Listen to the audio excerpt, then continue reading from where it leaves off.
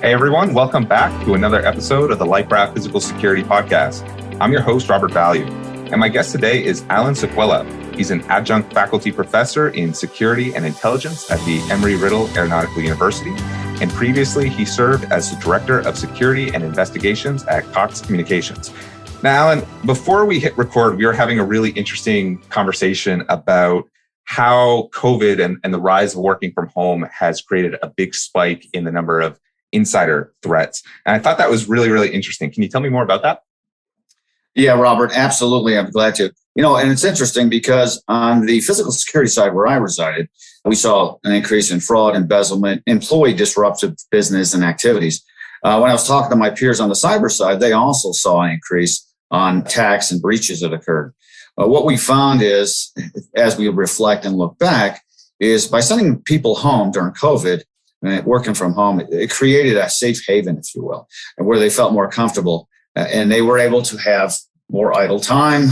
You know how that can affect your ability. But what occurred, though, is we saw that they took advantage, or those who wanted to take advantage had better opportunity. And in doing so, they committed acts, all types of acts, while sitting at home working from home. I know these were kind of anecdotal conversations that you had with some of your peers in the business, but have you seen any numbers behind this trend? Yeah, and it's really interesting as I did a little research on it pre-COVID, and it was like some of the stats we were seeing on the insider side. They said that 63% of cyber attacks were caused by employees or contractors' lack of awareness or negligence. Post-COVID, it was more like 80%. So this is what the cyber guys are telling me. What we saw on the fraud and embezzlement side was also an increase. And I can give you some anecdotal evidence from the investigations that we saw at my previous employer. So we saw nearly 100% increase in activity on the employee embezzlement and fraud side, which means that we had twice as many employees committing fraud from their homes or remote locations that we had seen previously. In addition to that, we also saw a 300% increase in actual fraud losses. So in other words, the amount of monies that they defrauded or embezzled from our company increased by 300%. So why is it that we're seeing this big spike? What does working from home allow employees to implement nefarious actions more effectively? I'll give you an example. There's a thing in the fraud side of the house called the fraud triangle. And the fraud triangle includes the opportunity, the motive, and then the rationalization. One of the things that we've always tried to attack is the opportunity side. Opportunity is where the person has access, the person has seclusion, the person has the ability to do things, the person has greater access or systems. And so sending employees home created a much bigger opportunity because you had less supervision. You also had less monitoring. You have less controls on the network. And so those who had a propensity, let's say, to defraud or cause disruption to our business had a greater opportunity. And so when you look at the motivation behind it, and also the reasons, we found that employees, believe it or not, a lot of them were not happy working in seclusion. They're basically social animals. Most of the issues that we saw occurred in folks at the lower ranks up to manager level, but in call center environments. And they went to work in those environments because they wanted to be with their peers. They wanted to be in a social event. They liked the camaraderie and the parties and all the things that the corporation would provide for them. So that was gone. And of course, there might have been some disruption we found on the motive side because their spouse lost a job and all of a sudden there was a greater financial need. So it was the perfect storm for fraud. You had greater opportunity because they're working remotely and they're not feeling as if they're being monitored as closely. The motivation was there because of financial needs, pressures from society. And then, of course, the rationalization was, hey, I'm not happy anymore. The company's not treating me well. I'd rather be in an office environment. So those who fit that particular description were able to take advantage of the opportunity. Imagine, too, just with in a lot of theft prevention situations, you're trying to make your defenses as visible as possible for a deterrent. A lot of that is not available in a work from home situation. And then just the ability to monitor for what's going on when everything goes work from home overnight. No, you're absolutely right, Rob. I mean, it was a shock to the system. What was interesting, there was a lot of great things that came out of COVID. A lot of people liked working from home. It was good for them to be able to help their children. When the kids couldn't go to school, they were homeschooling and doing some other things. So there was some great benefits. I think It was that group that would have potentially done it anyway or took advantage of it if provided a greater opportunity.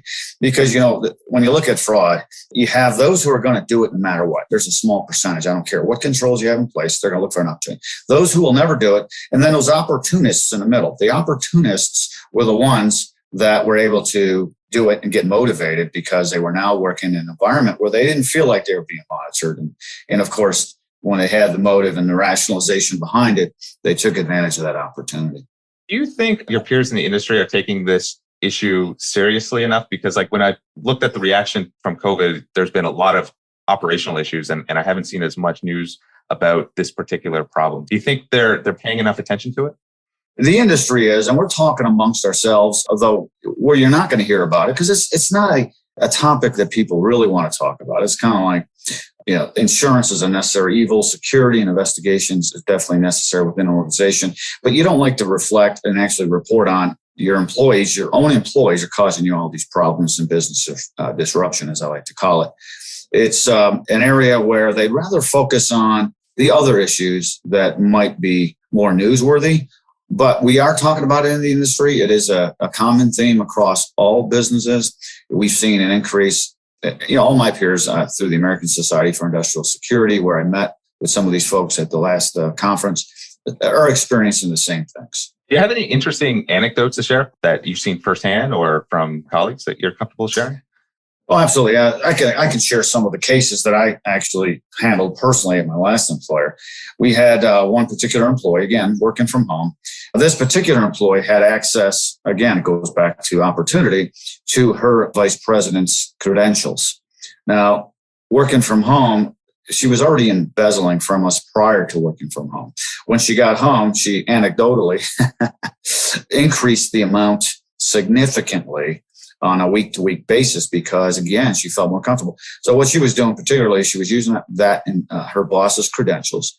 She went in with her procurement card or American Express card.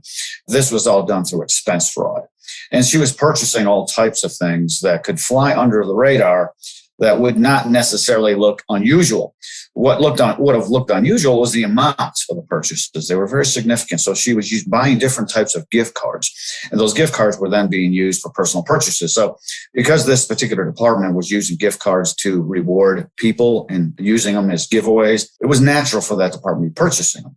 However, because that particular department's budget was not very large, this individual would recode or classify those expenses to another department that has a significantly larger budget because there was no controls, again, in that particular area. But she was coding these to another department that had a budget 10 times larger than the budget in the department she worked in. And of course, it went unnoticed. What caused her finally to get caught, like all fraudsters, she got sloppy. And what happened is she started buying some unusual things like jewelry, or she had some construction work done on her home, or she bought a personal item that you would normally not purchase for her husband. And of course, it was flagged finally by our accounting department. And of course, that was passed down to our organization. We did the investigation. And she was able to identify about $180,000 in fraudulent activities that she did during that period of time. But like I said, during COVID, she was doing it in a smaller amount, more disciplined, if you will, in the office environment. But while at home, it went up significantly, about, I would say, 10 times as more frequent at home. The key word that I kind of clued into there was just the controls. So I can imagine when people are in the office, all the systems are kind of in place. And then when overnight we go work from home, none of those controls are necessarily in place or the way that they might have been designed. So if I'm a security manager or a director and I'm looking to tackle this challenge, because it doesn't seem like it's going away. It seems like a lot of people are, some of it's going back to the office, but a lot of it is going to stay work from home or hybrid for the foreseeable future. What would be the first steps to tackle this challenge? What has to happen, and it's already starting to happen, is the corporate security folks or physical security folks that are involved with investigating internal issues need to partner with their cyber counterparts on the other side of the aisle and spend more time talking about those particular opportunities and then come up with solutions to solve for them. We know that, there's not as much physical controls while at home. You had mentioned that. So when you work in an office environment, your badge access shows that you're in a building. There's cameras that shows you're in a building. Your leadership sees you there. All of that provides a certain level of deterrence. Working from home, of course, we're going to have to come up with ways to also have a level of deterrence so they know that they're being monitored. But, we already have monitoring for call center employees because there's so many transactions that have to occur. And those particular conversations they're having with customers are also recorded. They're a little easier to go back on and investigate. And also that provides a certain level of deterrence and control. It's those other positions that are not being monitored for performance, which create the greatest opportunity for us. So getting back to your original question is, yes, we have to create better controls by working with our counterparts on compliance side, cyber side, human resources side, and come up with controls that are acceptable to the company culture. Because you could add a lot of controls, right? You could actually require the cameras be on while they're working, or they're going to start monitoring keystrokes and other types of things, which, may be a little over the top as far as creating an environment or a culture that would be something that people want to go to work at. So again, you're going to have to partner up and come up with them. There are controls that are certainly available out there. But the other keyword that I kind of clued in there as well was building bridges with some other departments, I said HR or cyber, because the nature of this, it's if it's work from home, it's not going to be physical in the office anymore. Yeah. And so you think about it from a physical security, corporate security side, we always want to add more. And then we have to be tempered by, HR and also those other departments, because if it was up to us, we would have some of those controls in place. But realistically, we do have to balance security with culture, because otherwise you're not going to be able to recruit anybody if it's a little too restrictive, right? I don't think anyone wants to go to work and feel like they're having Big Brother looking at them through the camera all day.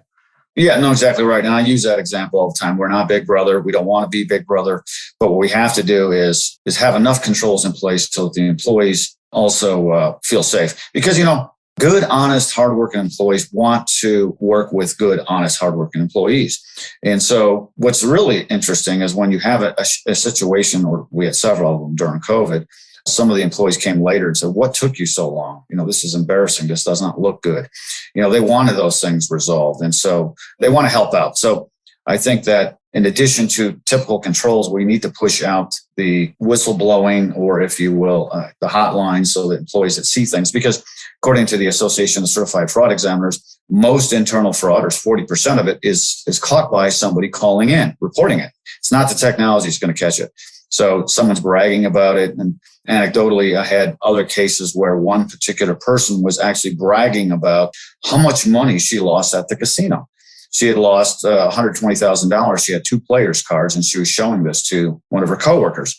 And of course, the coworker's eyes got real large, and she said, "Wait a second, you lost $120,000. You don't make that kind of money." And that was certainly a red flag, but that person reported it. And of course, that started an investigation. So we have to also make it comfortable for people to report when they hear things, and therefore we can jump on them quicker and resolve them before they become, a multi-$100,000 issue. Could someone who's trying to get started and really tackle this issue, where is one place that they might go wrong? Well, I think they might go wrong if they don't acknowledge the fact that the opportunities are going to exist when you people home. I think we have to be aware. And I think when COVID first occurred and we sent everybody home, I don't believe anybody, including ourselves in the security world, believe that this type of activity would occur to the degree and frequency. So we have to be aware of it. We have to have a business continuity and crisis management process in place, because in my mind, it was a situation where it got to a crisis level of situation where it had to be addressed. So be aware of it up front. Make sure you have a plan in place prior to going to a full remote type of work environment. You have to work to get those controls in place. Learn from your peers out in the field and the other industries that have already addressed these issues. There's enough out there to show you statistically what occurred. So do your research, put your procedures and policies in place before you go to a total remote work environment. That's some really good advice, Alan. So we're coming up a bit on all the time that I promised to steal from you today. What is the main takeaway that you want listeners to remember from our conversation? Well, I think preparation is key. You need to realize that working from home has created opportunities, I think, which will be there forever. I think that working from home is going to be just another work situation that is going to always exist. So knowing that, we're going to have to think about how do we protect company information and their property when a person's working from home.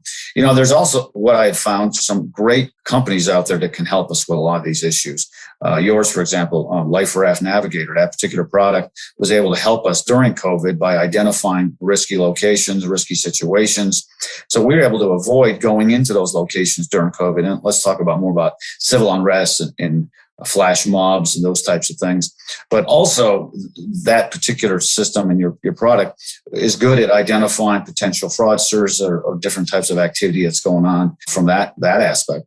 So certainly, find those companies that can help you do some of that intelligence gathering, that can help you with prevention and also keeping your employees safe, which is also important. And then another one is Forensics. Forensics is a company that actually will help on the internal side, identifying issues, let's say fraudulent issues that are going on without business disruption. It's simply a link that the employees would click on and follow the questions, and it would help the security folks identify issues, whether it be fraud or different types of business abuse, before it becomes a problem. So using the technology that's out there, and learning from the other businesses that has already experienced these types of activities, and a little bit of research, talk to your peers, get involved with your American Society for Industrial Security, other professional organizations that have already experienced these things. And believe it, we want to share this information. We're all in this together. That's some great advice, Alan. And where can listeners get in touch with you if they want to reach out?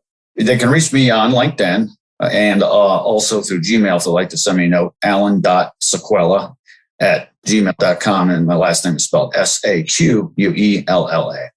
Right. Thanks again for being on the show. You're very welcome. Thank you, Rob. Again, that was Alan Saquella, adjunct faculty professor at the Embry-Riddle Aeronautical University. Thanks again for listening to the LifeRaft Physical Security Podcast. Never miss an episode by subscribing to the show on Apple Podcasts, Spotify, or wherever else you listen to podcasts.